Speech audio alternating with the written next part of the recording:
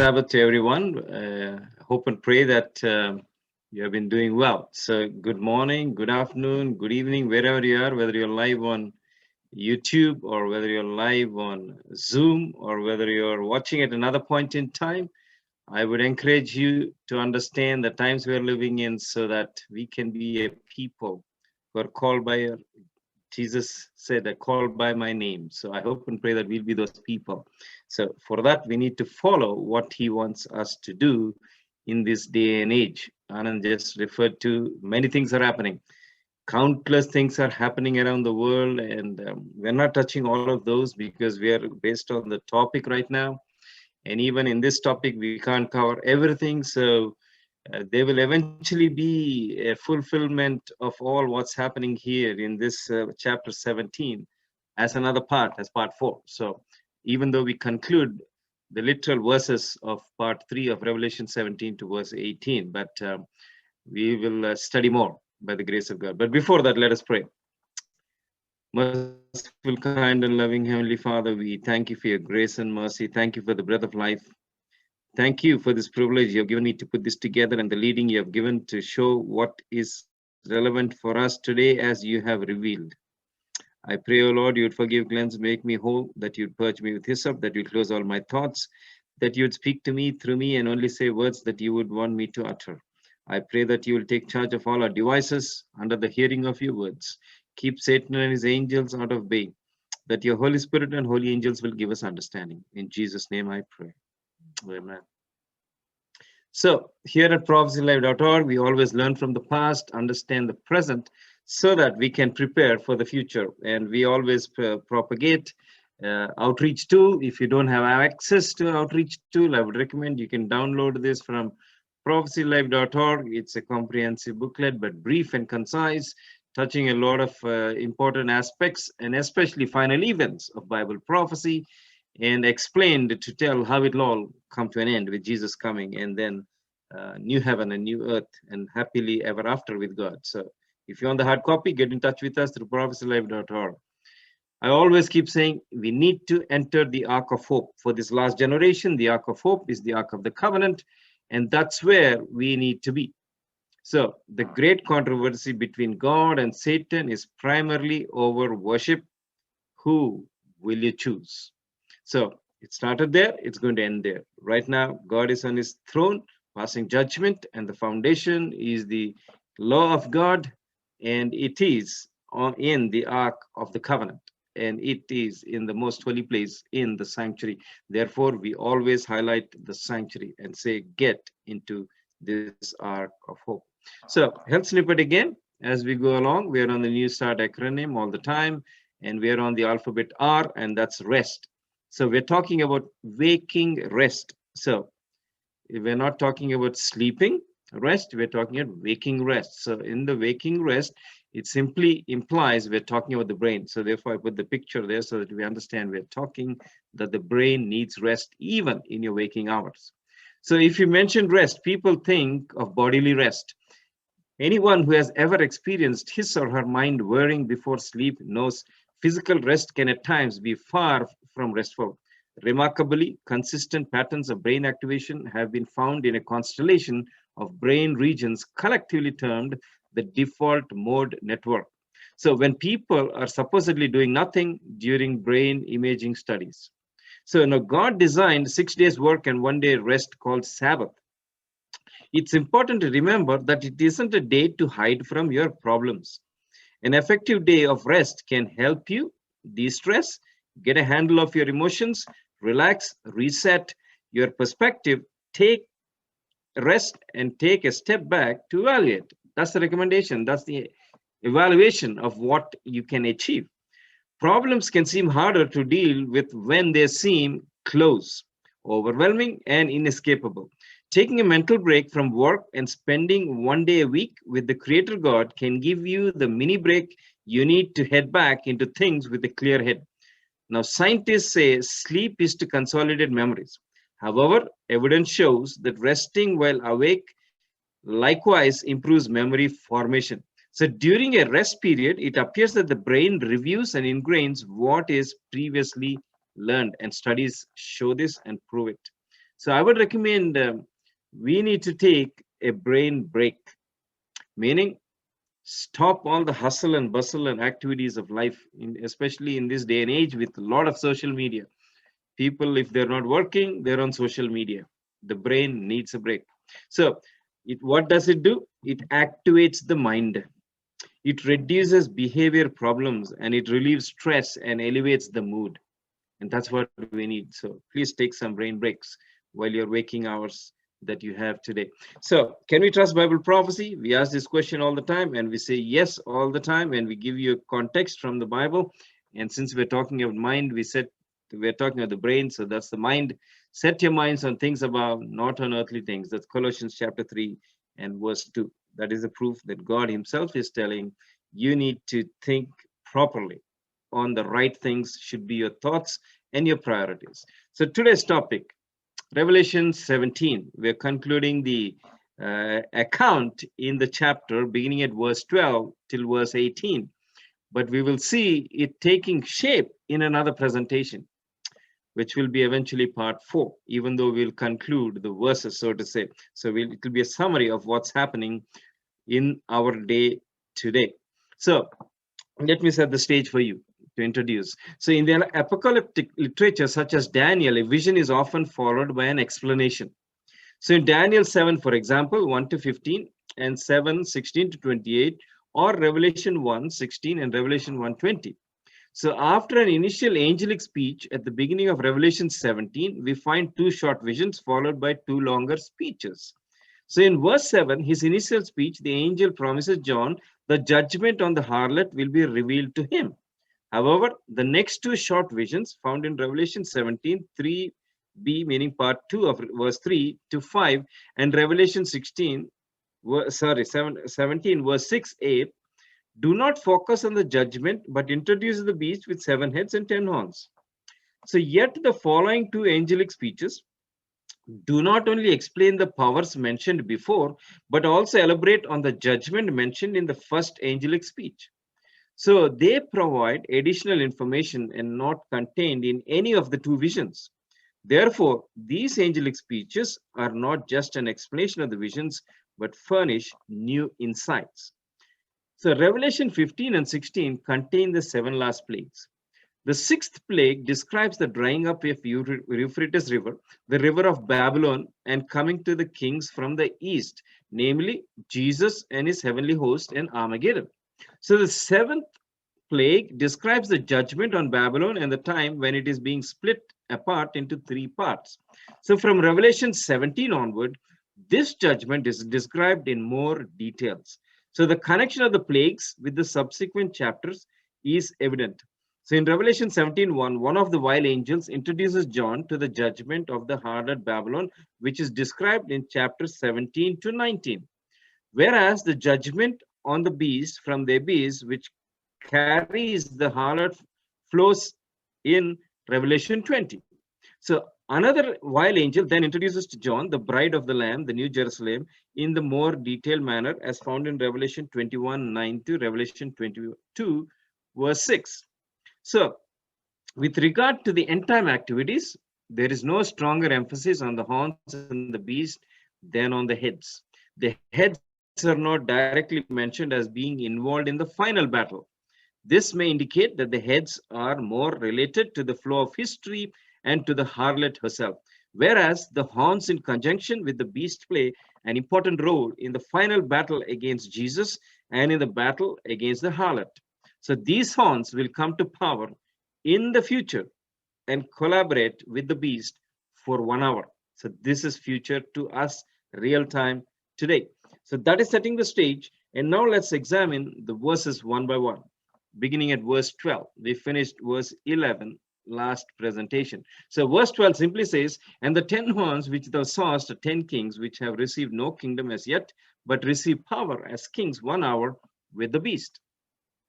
So just to draw the illustration of the parallels that you can see about the 7 horns and 7 crowns and heads and so on and so forth. So in Revelation 12:3, having 7 heads and 10 horns and 7 crowns upon his heads, that is 7 crowns upon the 7 heads. In Revelation 13:1, you again have having 7 heads and 10 horns, upon his horns 10 crowns. Again, so there are 10 crowns upon the 10 horns. In Revelation 13:11, he had 2 horns like a lamb. So there is no crowns upon the 2 horns. That is the second beast. That is identifying United States of America, meaning no crowns. Revelation 17:3, having 7 heads and 10 horns, 0 crowns upon the 10 horns. So that is again identifying the period which we are studied. Now, Revelation 17:12, which we are examining today, is the 10 horns receive power as kings 1 hour with the beast. So there are 10 crowns upon the 10 horns, which is implied. We're going to examine this now as we look along. So let's examine Revelation 17, verse 12. And the 10 horns, they are the kings, not necessarily as we have seen personal kings, but rather kingdoms or nations who received not a kingdom as yet, as they are on the 7th head, and the hour of their power is not yet, but comes at the fall of the 6th head, when they receive power 1 hour. Meaning, compare the short time in Revelation 17:10, which we studied in our last presentation. But though these are surrendered powers, they are one in their subjection to the beast, meaning papacy.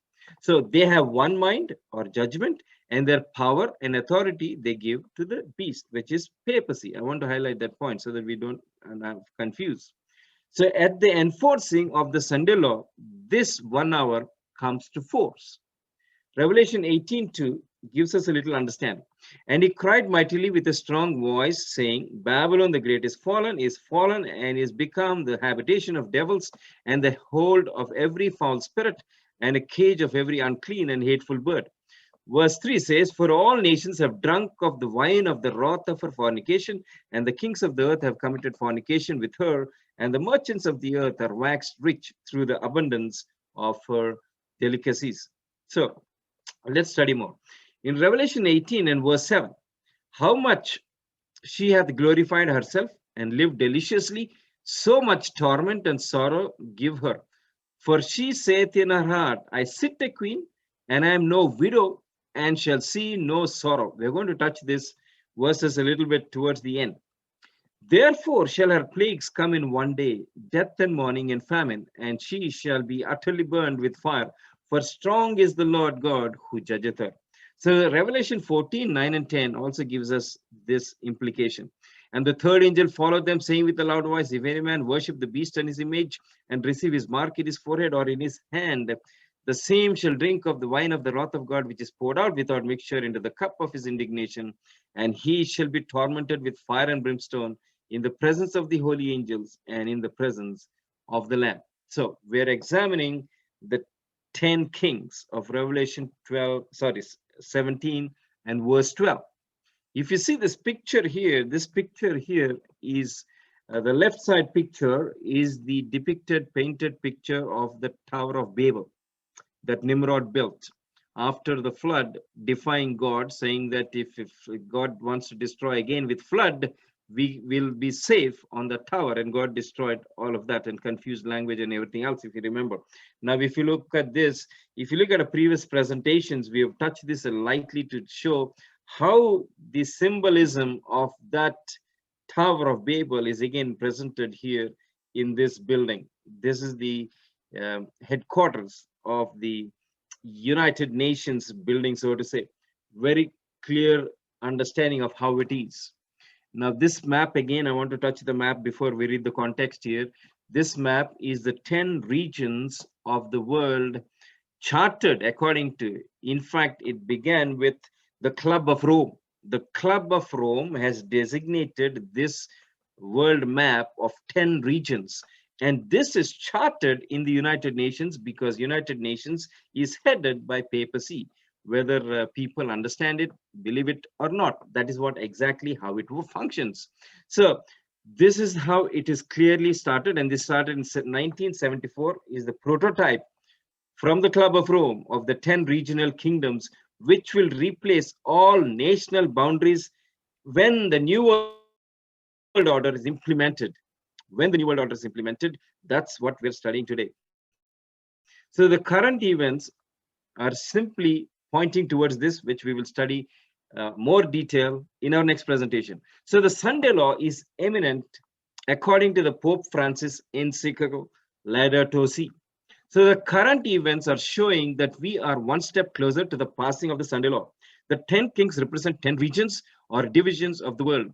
The United Nations, under the leadership of the Pope, divided the world into 10 regions. If you want to find this out, you can go to the United Nations Chapter 8, Regional Arrangements, Articles 52 to 54. You can go and read it. Protestantism will give their power and strength onto papacy. So let us understand what a quote we have here from the SDA Bible Commentary, Volume 7. What is it that gives its kingdom to this power? Now, Protestantism is going to give a power which will, while professing to have the temper and spirit of a lamb and to be allied to heaven, speaks with the voice of a dragon, and it is moved by a power from beneath. So let's continue to study this section of Revelation 17. So verse 13 simply says, these have one mind and shall give their power and strength unto the beast. So we see this power transfer echoed in other prophecies of Revelation. So let's read Revelation 13, 11 to 12. And it says, and I beheld another beast coming up out of the earth, and he had 2 horns like a lamb, and he spake as a dragon, and he exercised all the power of the first beast before him, and caused the earth and them which dwell therein to worship the first beast, whose deadly wound was healed. So all the world will follow this lead and give their power to papacy and then become apostate. So 10 is a universal number. As a side note, I want to highlight this. There are the 10 commandments, then the 10 fingers, 10 toes, etc. There are so many 10s that you can highlight, which is also a very perfect number that the Bible uses from time to time. So what made America strong in 1776 when they got their freedom from the King of England? Republicanism and Protestantism, the 2 horns of Revelation 13 and verse 11. Civil and religious liberty made America strong. So America will give these 2 rights up, and all nations of the world will do the same. Now, quote from Great Controversy, page 441 says, among the Christian exiles who first fled to America and sought an asylum from royal oppression and priestly intolerance were many who determined to establish a government upon the broad foundation of civil and religious liberty. Their views found place in the Declaration of the Independence, which sets forth the great truth that all men are created equal and endowed with the inalienable right to life, liberty, and the pursuit of happiness. Freedom, there's more in the quote, that's why there's dots there. Freedom of religious faith was also granted, every man being permitted to worship God according to the dictates of his own conscience. Republicanism and Protestantism became the fundamental principles of the nation. Now, these principles are the secret of its power and prosperity. We're talking about the past. Soon it's going to go down. So all nations are going to follow America's lead eventually.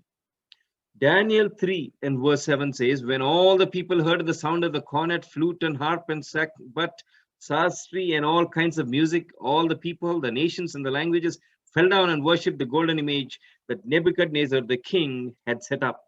So history will be repeated. False religion will be exalted. The first day of the week, a common working day, possessing no sanctity whatever, will be set up, as was the image at Babylon.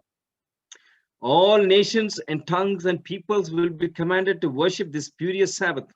This is Satan's plan to make of no account the day instituted by God and given to the world as a memorial of creation. That is from Maranatha, chapter 2, page 214. So the Laodicea Si goals are simply summarized like this. They redefine and rebuild our relationship with each other and our common home, meaning redefine and rebuild. So it's not on the principles that God has set, it's on different principles. And their holistic approach acknowledges the planetary limits of all socio-economic systems and the human roots of the ecological crisis, meaning all socio-economic systems are going to be reset. They call for a spiritual and cultural revolution to realize integral ecology. This is just the tip of the iceberg. You need to understand what it's all talking about. So how close are we to the fulfillment? What we need is the power and strength of Jesus. Let me get that first. Romans 5:6 says, "For when we were yet without strength, in due time Christ died for the ungodly." Revelation 5:12 says, saying with a loud voice, "Worthy is the Lamb that was slain to receive power and riches and wisdom and strength and honor and glory and blessing." So today, the 10 kings are crowned, but no kingdom yet. Revelation 17:12, just to remind you, the 10 horns which thou sawest are 10 kings, which have received no kingdom as yet, but receive power as kings 1 hour with the beast. Remember, in Bible prophecy, 1 hour is just 15 days. Revelation 17:3, 7, 12, and 13 are similar to Revelation 13:1, which simply says, "And I stood upon the sand of the sea and saw a beast rise up out of the sea, having 7 heads and 10 horns, and upon his horns 10 crowns, and upon his heads the name of blasphemy." Simply, what we need to comprehend is a whole picture of what God is showing us through these chapters. Revelation 13 onwards is the beginning, 17, 18, 19 is the culmination. So 17:3, just as a reminder, says, "So he carried me away in the spirit into the wilderness, and I saw a woman sit upon a scarlet colored beast, full of names of blasphemy, having 7 heads and 10 horns." So no crowns here, but crowned in Revelation 17 and verse 12. So if we wonder how it is possible for the nations to be deceived, note these inspired words from Spiritual Gifts, Volume 2, page 277. It says, "The power of Satan now to tempt and deceive is tenfold greater than it was in the days of the apostles." Another comment from SDA Bible Commentary, Volume 7, page 949 says, "The so-called Christian world is to be the theater of great and decisive actions. Men in authority will enact laws controlling the conscience after the example of the papacy. Babylon will make all nations drink of the wine of the wrath of her fornication," meaning every nation will be involved. Can you see this? It's happening. Sunday law is coming, whether people believe it, like it or not. If you read section 237 of the encyclical of Laudato Si, written by Pope Francis, it calls for a return to Sunday, first day of the week, meaning rest. We talked about rest, the 7th-day Sabbath rest that God set apart for human beings at the creation of humanity. The sacredness and the observance as a way of healing the world morally and combating environmental challenges. Now, he, claiming God on earth, wants to change what God has set for this earth. So let's examine verse 14 here. It simply says, "These shall make war with the Lamb, and the Lamb shall overcome them, for he is Lord of lords and King of kings, and they that are with him are called and chosen and faithful." So we find other prophecies warning us of this same war that is coming between Jesus and Satan's forces of evil. Revelation 16, 12 to 16 reads like this, "And the 6th angel poured out his vial upon the great river Euphrates, and the water thereof was dried up, and the way of the kings of the east might be prepared. And I saw 3 unclean spirits like frogs come out of the mouth of the dragon, and out of the mouth of the beast, and out of the mouth of the false prophet, for they are the spirits of devils working miracles, which go forth unto the kings of the earth and of the whole world, to gather them to the battle of that great day of God Almighty. Behold, I come as a thief. Blessed is he that watcheth and keepeth his garments, lest he walk naked and they see his shame. But he gathered them together into a place called in Hebrew tongue Armageddon." So this is talking of the final conclusion of world's history just before Jesus comes. So let's examine verse 15 of Revelation 17. "And he said unto them, The waters which thou sawest, where the whore sitteth, are peoples and multitudes and tongues and nations." So what does this imply to us? We are actually given a very clear picture of what will happen to people who allow the whore to influence them in the end. God's punishment vials will be poured out on them, returning their actions upon their own heads. We can read the closing events that culminate into the Battle of Armageddon as described in Revelation 16. We will touch this in the end. So the false signs of the present day, which undermines faith in the Bible, will prove as successful in preparing the way for the acceptance of the papacy with its pleasing forms, as did the withholding of knowledge in opening the way for its advancement in the dark ages. Now, this is again from the Great Controversy, page 573. Sunday is going to come, and they claim it is their mark. That is mark of the beast, Sunday worship, whether you accept it, believe it or not. So now let's touch this chapter 16. This is the 7 plagues which are going to come eventually after the passing of the Sunday law, when probation closes, when Jesus stands up, according to Daniel chapter 12 and verse 1. So here it says in verse 1, I heard a great voice out of the temple saying of the 7 angels, go your ways and pour out the vials of the wrath of God upon the earth.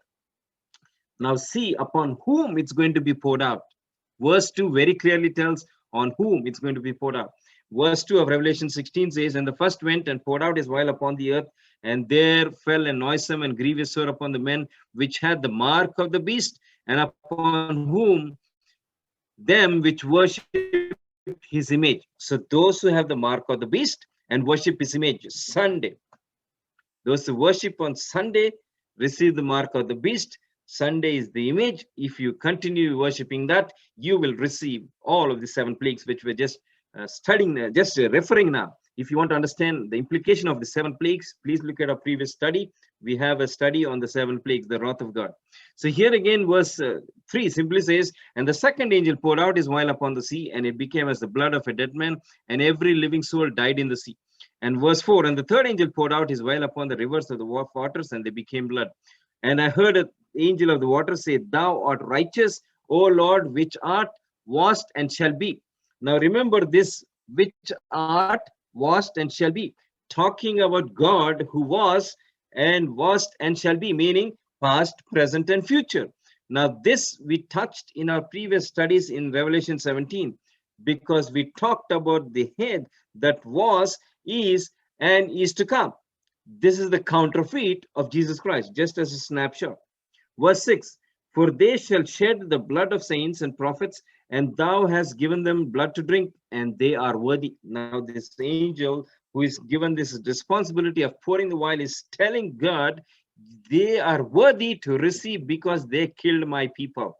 They killed, the blood was shed. Thousands and millions in the dark ages of 538 to 1798 proves it, and it's going to happen again. And I heard another angel, verse 7, out of the altar say, even so, Lord God Almighty, true and righteous are thy judgments. And the fourth angel poured out his vial upon the sun, and the power was given unto him, scorch men with fire. Verse 9, and men scorched with great heat, and they blasphemed the name of God, and hath power over these plagues, and they repented not of him glory. Remember why they're blaspheming? Because this great heat, first of all, remember, these are top-up plagues. These plagues are add-on. The first plague remains till the 7th plague comes in. So the sores are there. The first plague is painful sores remain until the 7th plague, the end, when Jesus comes, and ultimately they're all destroyed. So when heat comes, it is going to be extremely exaggerating pain. That is why they blaspheme God here. And verse 10 says, and the 5th angel poured out his vial upon the seat of the beast, and his kingdom was full of darkness, and they gnawed their tongues for pain. Verse 11 says, and blasphemed God because of their pains and the sores, and repented not of the deeds. So what I'm saying here, the sores still exist. That is proof here in verse 11, that the sores still exist when the 5th angel poured his vial. And now this is darkness. Now darkness brings bitter cold, and bitter cold is more excruciating pain than heat.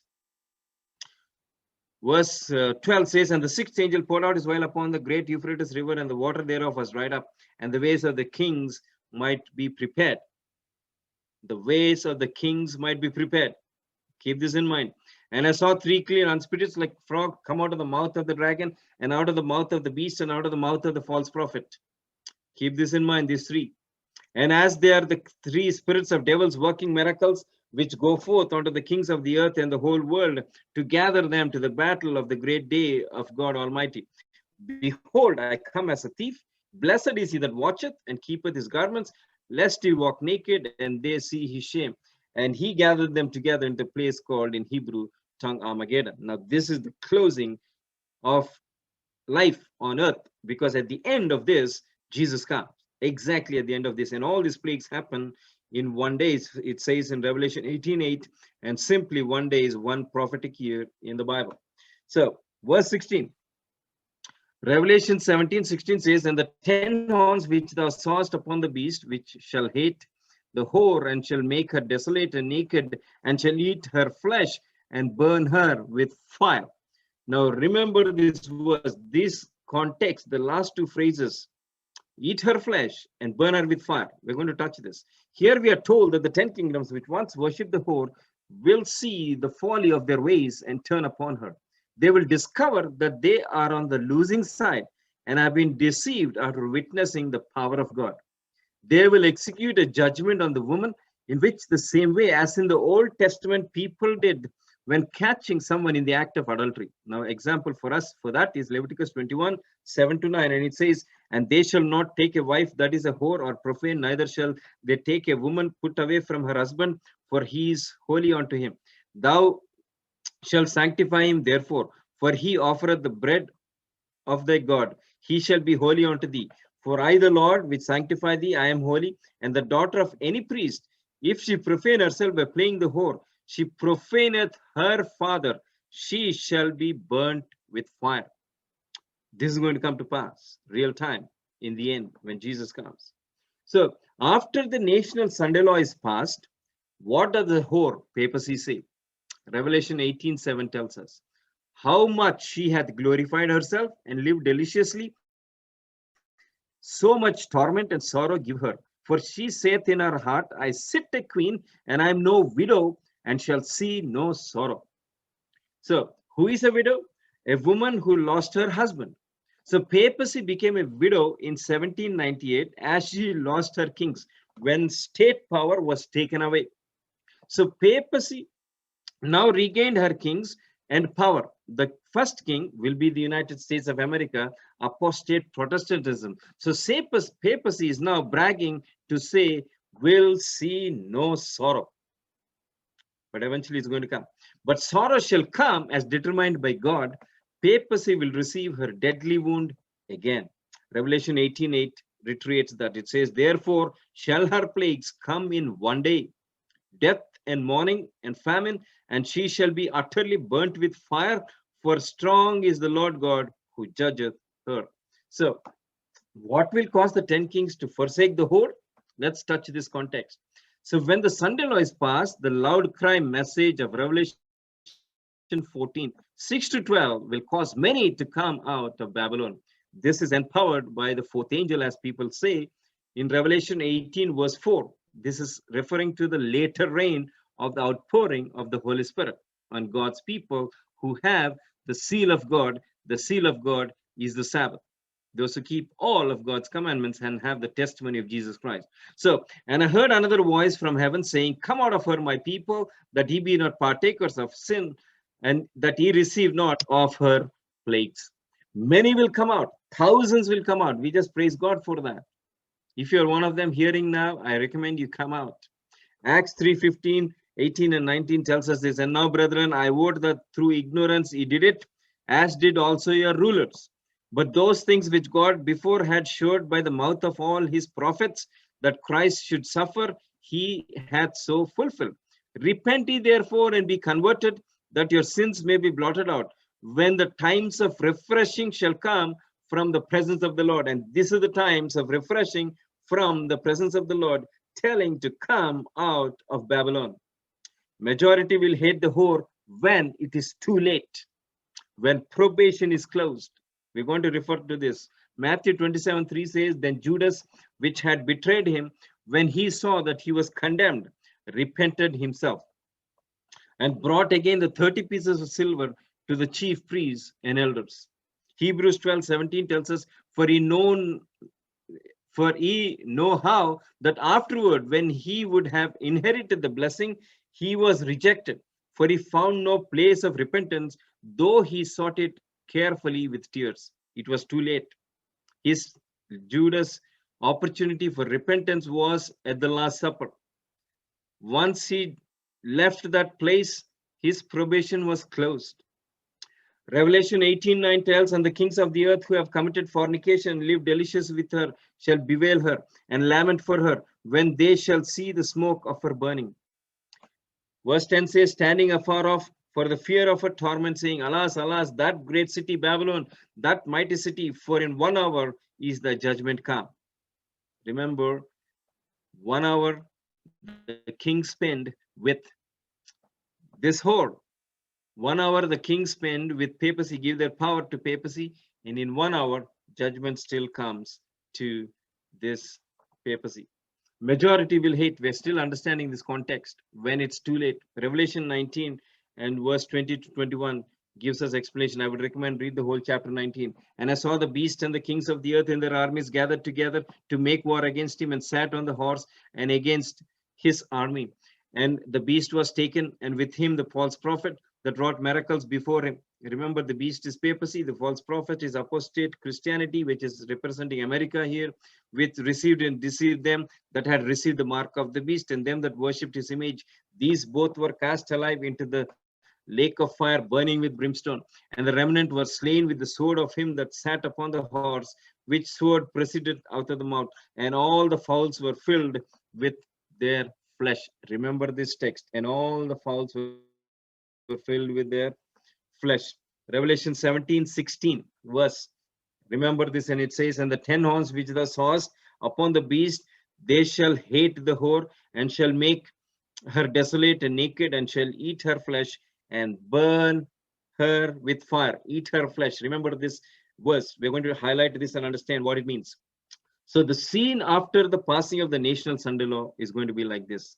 From early writings, page 282, it says, Many of the wicked were greatly enraged as they suffered the effects of the plagues. It was a scene of fearful agony. Parents were bitterly reproaching their children, and children their parents, and brothers their sisters, and sisters their brothers. Loud wailing cries were heard in every direction. It was you who kept me from receiving the truth, which would have saved me from this awful hour. The people turned upon their ministers with bitter hate and reproached them, saying, You have not warned us. You told us that all the world will be converted, and cried, Peace, peace, to quiet every fear that was aroused. You have not told us of this hour, and those who warned us of it, you declared to be fanatics and evil men who would ruin us. But I saw that the ministers did not escape the wrath of God. Their suffering was tenfold greater than that of their people. This is serious warning for us today. This is eventually going to happen.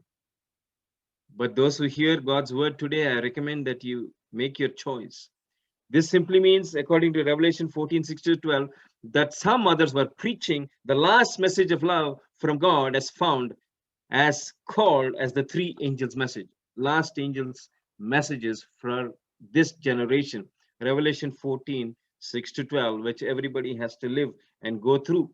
If you want to be alive when Jesus comes and go with him, you have to go through these messages. So, when must we hate the whore? When must human beings on planet Earth, this last generation, hate the whore? Let us understand this. It is now that we must hate the whore. Revelation 17:12-13. They give power unto the beast, and this is our near future. So the 10 tribes of Israel is in type point to the 10 kings of the last days. Let us understand what happened in the past so that we can see what is going to happen eventually in our future. So in those days, Elijah, Ahab, king of the 10 tribes, married Jezebel. Jezebel was in control, not Ahab. You can read the whole context of that whole time period. The 10 kings are with the whore who controls them. That is the context for us, which is imminently going to happen. So Jezebel was in control. You can read 1 Kings 21 and 25. And you can also see here in 1 Kings 16:31, the context simply gives us, and it came to pass as it had been a light thing for him to walk in the sins of Jeroboam, the son of Nebat, that he took to wife Jezebel, the daughter of Ethabel, king of the Zidonians, and went and served Baal and worshipped him. Now, simply telling that he joined with Jezebel and went and worshipped Baal. Who? We're talking about Ahab here, King Ahab, king of Israel. So Baal worship is worship of the sun. You need to understand this. Baal or Baal or however it's said. And today it is being highlighted Sunday worship. Sunday is simply a day of Baal worship where sun god was worshipped historically for centuries in the past and even today by the so-called Christianity. 2 Kings 23:5 simply says, "And he put down the idolatrous priests, whom the kings of Judah had ordained to burn incense in the high places in the cities of Judah and in the places around about Jerusalem, them also that burned incense unto Baal, to the sun and to the moon and to the planets and to all those hosts of heaven." Simply giving us some examples. There are countless examples in the Bible, but I've just picked up one or two. So 2 Kings 23:7 says, "And he brake down the houses of the Sodomites." We're looking at 2 points here. We're looking at grooves too. "That were in the house of the Lord, where the women were hangings for the groove." Now we looked at Baal worship and we're looking at the groove. Now groove worship is sodomy and fornication. Sunday worship will be enforced soon, and this is the time period we're living in. Ahab, along with the 10 tribes, gave their power to Jezebel, and God raised up Elijah. Also, persecution came to God's people. Now, 1 Kings 18:13 simply says, "Was it not told, my Lord, what I did when Jezebel slew the prophets of the Lord? How I hid 100 men in the Lord's prophets by 50 in a cave and fed them with bread and water." Meaning, there will be God's people who will be hiding and proclaiming, calling people out of Babylon. Martyrdom will come for some eventually by papacy. I'm just rushing through the details just to highlight a few points. 1 Kings 21:23-24 says, "And of Jezebel spake the Lord, saying, The dog shall eat her Jezebel by the wall of Jezreel. He that dieth of Ahab in the city of the dog shall eat, and him that dieth in the field shall the fowls of the air eat." Remember, fowls of the air will eat. We had this reference. This history will be repeated again. Seriously. So 2 Kings 9:16 simply says, "So Jehu rode in a chariot and went to Jezreel, for Joram lay there, and Ahaziah king of Judah was come down to see Joram." Verse 17, 18, and 22 simply says this, "And there stood a watchman on the tower in Jezreel, and he spied the company of Jehu as he came and said, I see a company. And Jeroboam said, Take a horseman and send to meet them, and let him say, Is it peace? So there came one horseman to meet him and said, Thus saith the king, Is it peace? And Jehu said, What hast thou to do with peace? Turn thee behind me. And the watchman told the saying, The messenger came to them, but he cometh not again. Verse 22, you can read the rest of the verses. For want of time, I did not put it. And it came to pass when Joram saw Jehu, that he said, Is it peace, Jehu? And he answered, What peace? So long as the whoredoms of thy mother Jezebel and her witchcrafts are so many. So when judgment comes on papacy, they will do what Jezebel did. 2 Kings 9:30, as we continue to understand what happened to them in the past. And when Jehu was come to Jezreel, Jezebel heard of it, and she painted her face and tried her head and looked out of a window. Now, this is what exactly she did, trying to make a good appearance. And that's what exactly papacy is doing, painting a good appearance. Verse 32, and he lifted up his face to the window and said, Who is on my side? Who? And there looked out to him 2 or 3 eunuchs. And he said, Throw her down.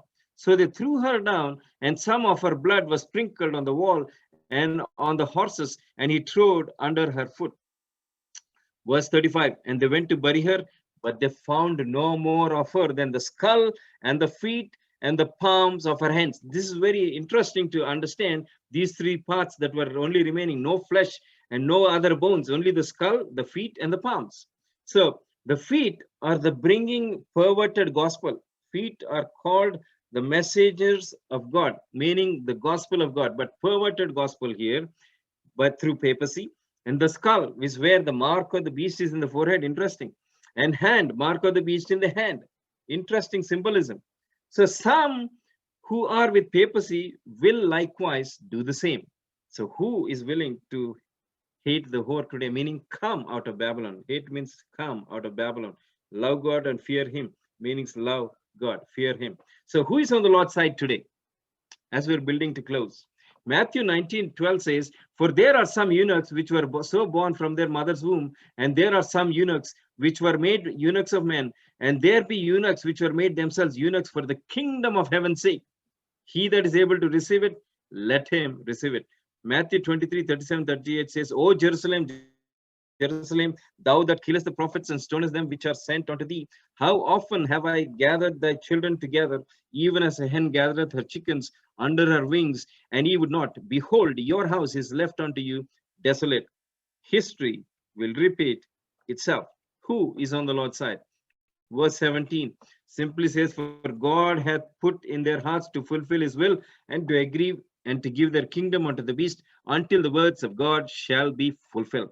John 12:17 tells us, While I was with them in the world, I kept them in thy name.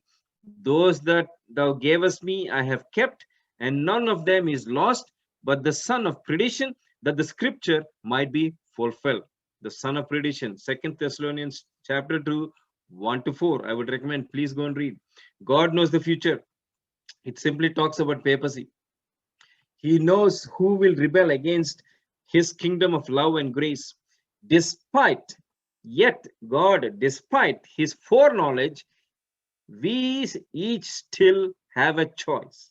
We still have a choice to make. Let's examine 2 Peter 3, 9 to 13. And it says, The Lord is not slack concerning his promise, as some men count slackness, but is long-suffering to us, not willing that any should perish, but that all should come to repentance.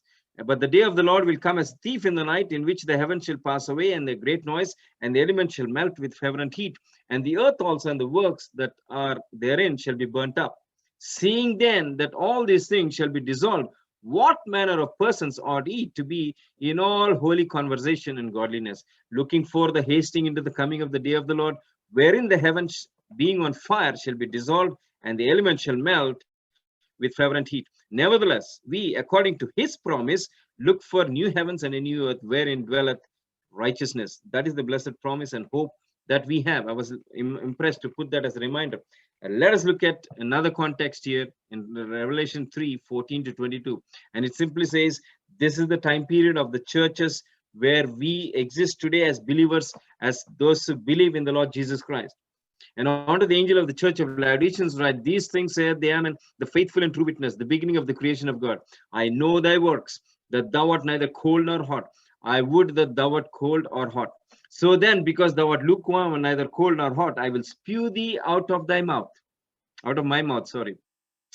Because thou sayest, I am rich and increased in goods and have no need of nothing, knowest not that thou art wretched and miserable and poor and blind and naked. That's what God is telling about us. I counsel thee to buy of me gold tried in the fire, that thou mayest be rich, and white raiment, that thou mayest be clothed, and that the shame of their nakedness do not appear. Anoint their eyes with eye salve, that thou mayest see. As many as I love, that is everybody, I rebuke and chasten. Be jealous, therefore, and repent. Now, God is rebuking people whom he loves, and he loves all humanity. God created human beings. He did not create religion. He did not create denominations. He says, Behold, I stand at the door and knock. If any man hear my voice and open the door, I will come to him, and I will sup with him, and he with me. And verse 21 says, To him that overcometh, I will grant to sit with me in my throne. That is the privilege he's giving. You'll be kings and queens when Jesus comes and takes us to heaven. Even as I also overcome, and I am set down with my Father in his throne.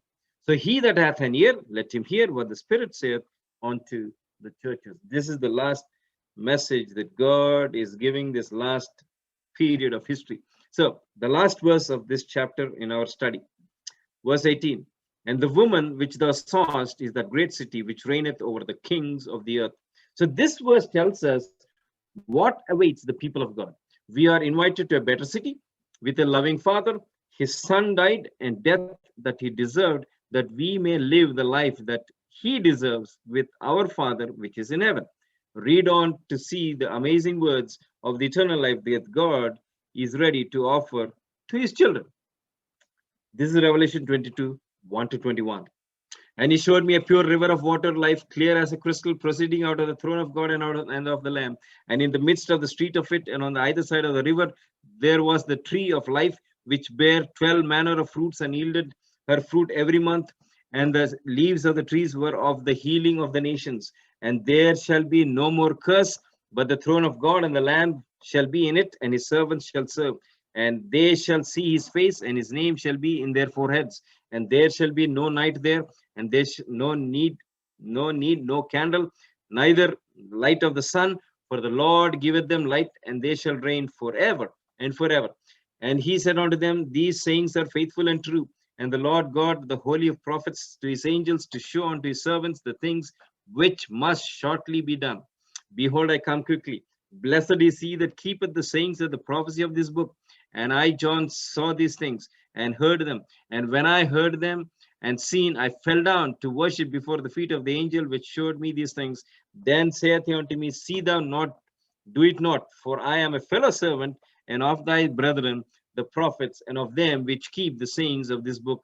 Worship God. Now, another important point the Spirit brought to my mind is this angel revealing to John, angels are made higher than human beings, but still they said, Don't worship me. But here, man on earth is saying, Worship me, I am God on earth. And he saith unto me, Seal not the sayings of the prophecy of this book, for the time is at hand. Let's conclude this. And he that is unjust, let him be unjust still. And he which is filthy, let him be filthy still. He that is righteous, let him be righteous still. And he that is holy, let him be holy still.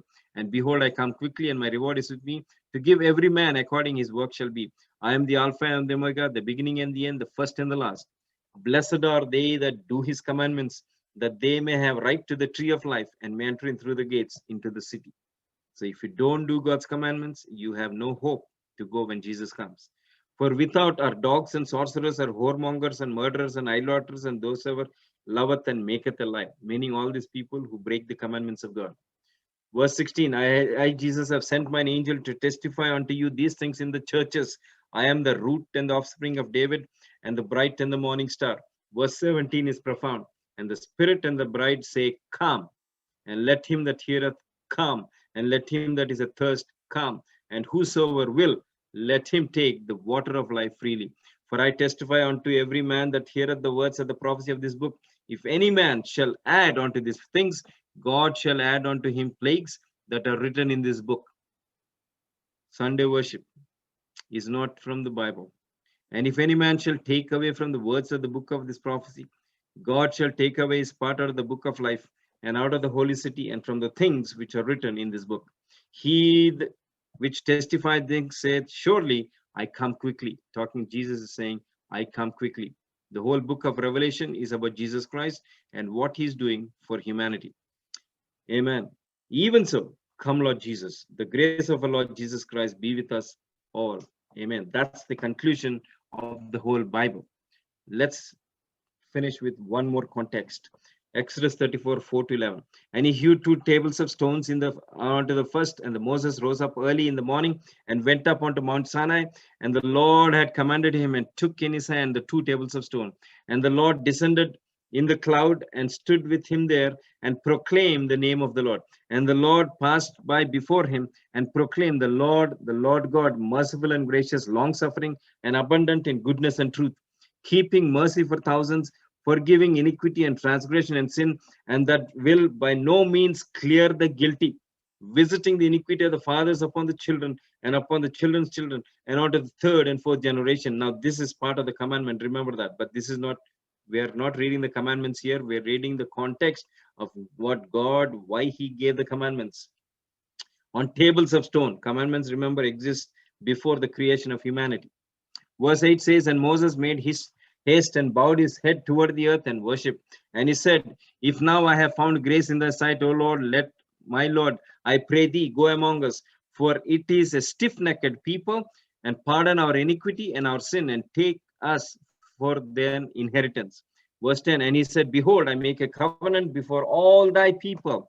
I will do marvels such as have not been done in all the earth, nor in any nation, and all the people among which thou hast seen in the work of the Lord. For it is terrible thing that I will do with thee. Observe thou that which I command thee this day. Behold, I drive out before thee the Amorite and the Canaanite and the Hittite and the Perizzite and the Hivite and the Jebusite. That was the promise then, and that's the promise for us today. Because Moses can testify to the character of God as he hears God tell his resume in person. We read the resume of God in a brief nutshell there. Yet, despite his massive holiness and perfection, he makes a covenant with stiff-necked people. That is the love of God. He offers that same gift of salvation and a new covenant today to everyone, because he said, I will write it upon a fleshy hearts. Stony hearts are taken out and fleshy hearts are put in. So will you accept his promise to love you? After going over the prophecies of Revelation 17 and its supporting prophecies, it's very clear that God already knows the end from the beginning. He understands that what will transpire, and he makes this knowledge available to anyone who is willing to seek him and to unlock the secrets of the prophecies through a deeper study. We know that the apostate church will deceive many people, but not everyone. A small remnant will be ready for the final events because they took the time to study prophetic scripture now. We're talking about today, the days we're living in. Continue seeking and learning about the final days to make sure you're among God's chosen people. My conclusion and last slide is, whoever studies the Bible and its prophecies will learn about the love of our Heavenly Father and His only begotten Son. John 3:16 says, for God so loved the world that He gave His only begotten Son, that whosoever believeth in Him should not perish but have everlasting life. John 17:3 says, and this is life eternal, that they might know thee, the only true God, and Jesus Christ, whom thou hast sent. Philippians 2:5 says, let this mind be in you, which was also in Christ Jesus. And that is what we need to achieve by the leading of the Holy Spirit in our lives. So God has such rich blessings in store for those who love him. He offered his life to make sure he didn't have to go through eternity without humanity. He simply asks us to accept this free gift of salvation and follow him. If we give him our entire lives, we don't have to fear the final events, because the author of our story has already written our final chapter, and it's spectacular. So he simply says, if you love me, keep my commandments. That is Jesus Christ in John chapter 14, where he tells in the beginning to say, I go to prepare a place for you. And if I go, I'll prepare a place and I will come and take you to be with me and ourselves. He's preparing mansions for all who want to go with him. So that's a choice you have to make, because he's not going to force anyone. Jesus is not coming to take anybody by any force. No force at all. You need to have love, God's love. God's love is the first 4 commandments. Man's love is the next 6 commandments, a choice to make today. Because if you don't do the commandments, as we read in Revelation 22:14, you have no privilege to go when Jesus comes. So a choice to make. The devil knows this. He's come down onto you having great wrath, because he knows he has a short time. So enter the ark of hope. That's where God is in his most holy place, sitting on his throne, passing judgment. Records are being opened, and the law of God is the basis of the judgment. And he says, other sheep I have, which are not of this fold, them also I must bring, and they shall hear my voice, and there shall be one fold and one shepherd. That's John 10 and verse 16. And he simply calls to say in Revelation 3:20, behold, I stand at the door and knock. If any man hear my voice and open the door, I will come into him and with sup with him, and he with me. Revelation 3:20. So if you had Jesus in your life, but he's in and out, I would recommend hold on to him, because you don't know when your name is going to be opened in the record books of heaven. And if the time period that you don't have him in your life to live, that is the time that the record is opened, you have no hope, even after being a Christian or a believer for all this time. So I would recommend have Jesus in your heart, because there's no third option. You either have Jesus or you have Satan, one or the two. Jesus is waiting to come. He's waiting on people who know him to tell other people who don't know him. So believe it or not, like it or not, ready or not, he will one day come. I recommend everybody to prepare and be ready, because judgment is happening right now. My final question is, are you ready to meet Jesus? Let us pray. Mighty God, King of the universe, merciful, kind, and loving Heavenly Father, thank you for revealing to us the final events that will transpire in the final generation, which we can see from your words in the Word of God to tell that we are the final generation. Knowing that you will come imminently, I pray that you would continue to open our eyes and understand, led by your Spirit, so that we can hear your voice and therefore be transformed into your image, so that we can be prepared and preparing others. Afford us this grace and help us to work to it. In Jesus' name I pray. Amen. Thank you, one. Thank you all for studying with us. God be with you all as you continue to prepare for Jesus soon and imminent return.